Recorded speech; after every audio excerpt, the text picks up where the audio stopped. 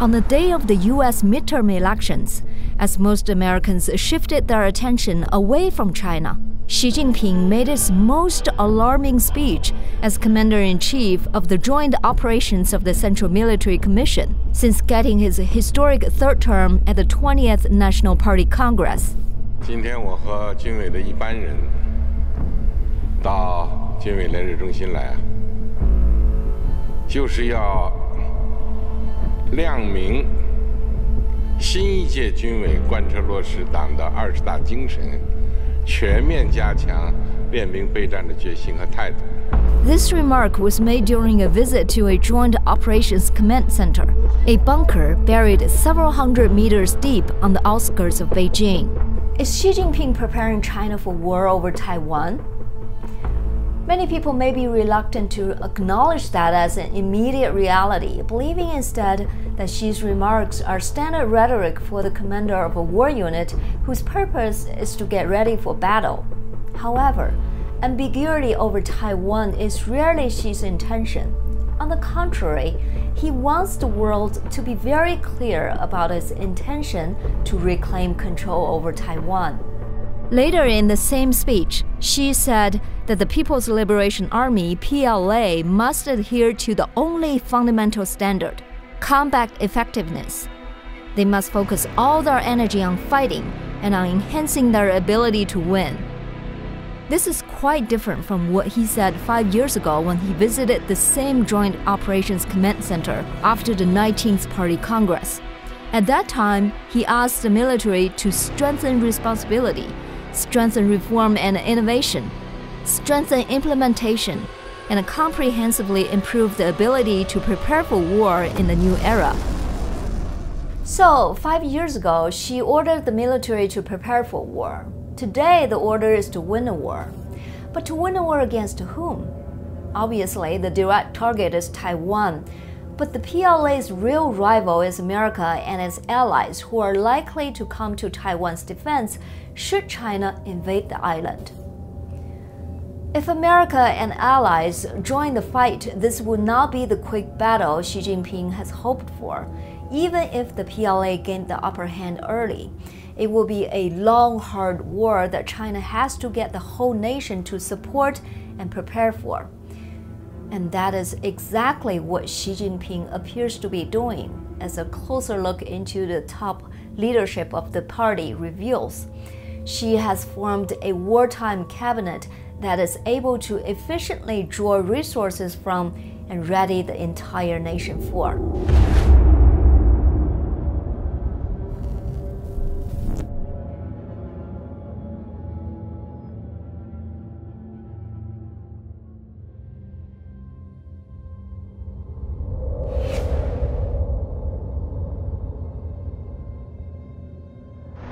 These 6 men are now in charge of the 2 million-strong People's Liberation Army. They are the newly elected members of the Central Military Commission under the leadership of Xi Jinping. The most striking difference between Xi's new Central Military Commission and the previous one is that the new leadership is Taiwan and war-focused. 65-year-old Admiral He Weidong is the new vice chairman of the commission. Previously, he led the Eastern Theater Command, whose primary responsibility is the recapture of Taiwan by force. He also oversaw China's large-scale live-fire military exercise against Taiwan in August. His promotion to vice chairman is considered by many to be an astounding departure from China's pattern of political promotion, given that Hu had not been a member of the Central Military Commission or Central Committee. Xi's willingness to radically depart from established political patterns demonstrates his central focus on Taiwan. The 72-year-old Admiral Zhang Youxia remained as another vice chairman and is one of the 2 members in the commission who have seen time in battle, having participated in the China-Vietnam War in 1979. This choice was more expected, given that the fathers of Zhang and Xi had worked together during the Chinese Civil War in the 1940s, and the 2 families continue to have a good relationship. Despite the fact that many commission members have not personally seen time in battle, All of them hold an aggressive attitude of war over Taiwan. That a large portion of the top leadership of the PLA is optimized for invading Taiwan says a lot about Xi Jinping's intention for this third term in office. But wanting to fight a war is a far cry from having the resources and strategies necessary to win a war that is sure to involve many global superpowers. There are indications, though, that Xi has fine-tuned his plan for how he believes the war should be fought. The Chinese Communist Party's 24-member Politburo is a powerful ruling body, second only to the Politburo Standing Committee. Excluding the 7 Standing Committee members, the remaining 17 members hold positions like Secretary of the Central Secretariat, Minister of Central Organization Department, Vice Premier of the State Council, Vice Chairman of the Central Military Commission, Mayor of 4 municipalities, and 2 provincial leadership positions, Party Secretary from the Xinjiang Autonomous Region and Guangdong Province, China's #1 economic powerhouse. But in this year's 20th Politburo, 7 provincial heads were added, making up 40% of the Politburo excluding the Standing Committee members. This is not normal. Why does Xi Jinping want so many provincial heads in the Politburo? On further examination, we see that these local party secretaries fall into 3 categories. Those who have been senior technocrats in military-related fields, those who demonstrated excellence in coordinating and executing efforts in a province that will be directly involved in a war over Taiwan, and those who are Xi's close confidants in those provinces. There are 5 top technocrats in the new Politburo. Li Ganjie from Shandong Province is a nuclear expert. Ma Xingrui is from Xinjiang and is an aerospace expert. Zhang Guoqing comes from Liaoning and was the general manager of China Ordnance Industry Group. And Yuan Jiajun from Zhejiang is another aerospace expert. Liu Guozhong from Shanxi majored in cannonball studies. A common feature of these officials is that they began to take on increasingly complex and powerful governmental positions after Xi became General Secretary of the Chinese Communist Party at the end of 2012, and all of them were promoted to their current provincial party secretary position in late 2020 and 2021, after Xi had made international news for his positions on reclaiming power over Taiwan. A closer examination reveals that the professional backgrounds of these secretaries have strong correlations with the provinces which they are currently governing and with potential needs with the war with Taiwan. Li Ganjie hails from Shandong Province and is a nuclear expert. He has worked in the nuclear industry for many years and served as Director of National Nuclear Safety Administration. He was likely appointed to that position because Shandong is a key base for the development of China's nuclear industry. China is quickly expanding its nuclear arsenal, according to the Pentagon, and is developing nuclear energy to increase energy independence. Shandong Shidaowan Nuclear Power Plant is the world's first nuclear power plant with a 4th-generation reactor, known for its sustainable, economical, and safe utilization of nuclear energy. Ma Xingrui is from Xinjiang and is an aerospace expert.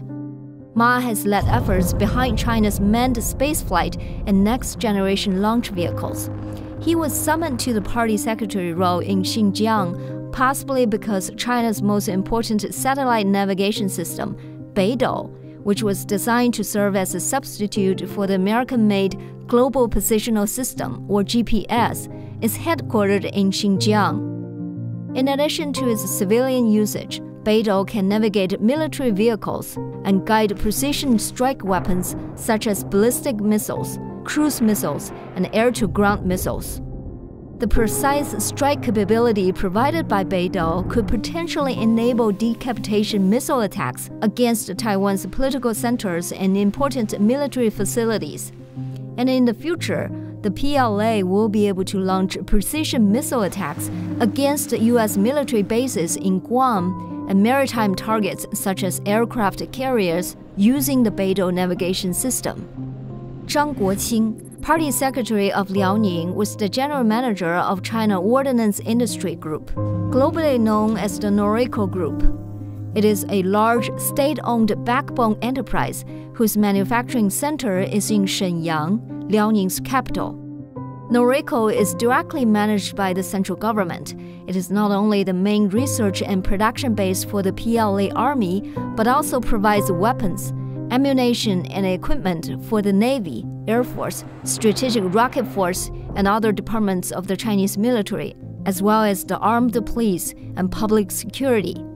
This cooperation is strategic to China's national defense. Yuan Jiajun from Zhejiang is another aerospace expert.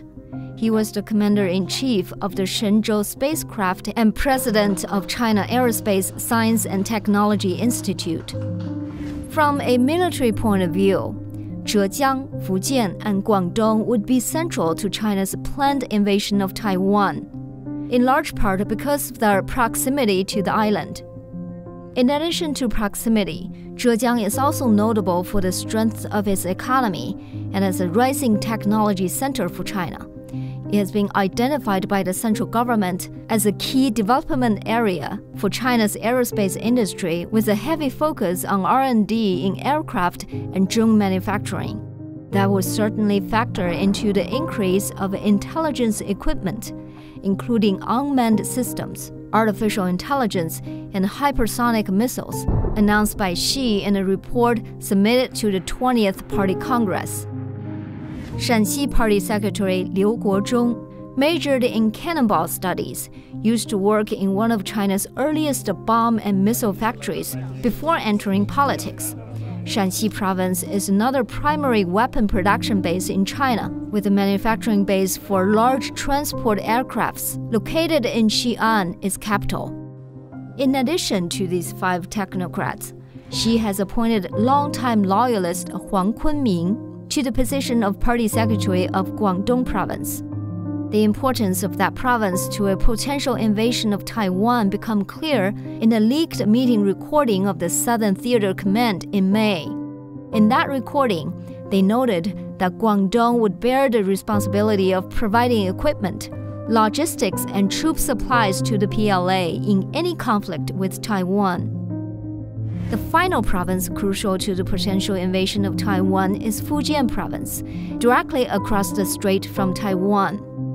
For that geographically critical region, Xi chose public health expert and Xi loyalist Ying Li, who had previously been favored by Xi for his efficient and decisive anti-epidemic policies during his tenure as governor of Sichuan Province. He was also recognized for his preemptive grid management, a skill that would be critical for a frontline province during wartime where decisive mobility and efficient coordination is essential. It is clear that Xi Jinping positions these senior technocrats in provinces crucial to the Taiwan invasion in an attempt to fully use local resources to support the war effort. From developing military technology to establishing civil-military cooperation mechanisms to directly ensuring weapon manufacturing.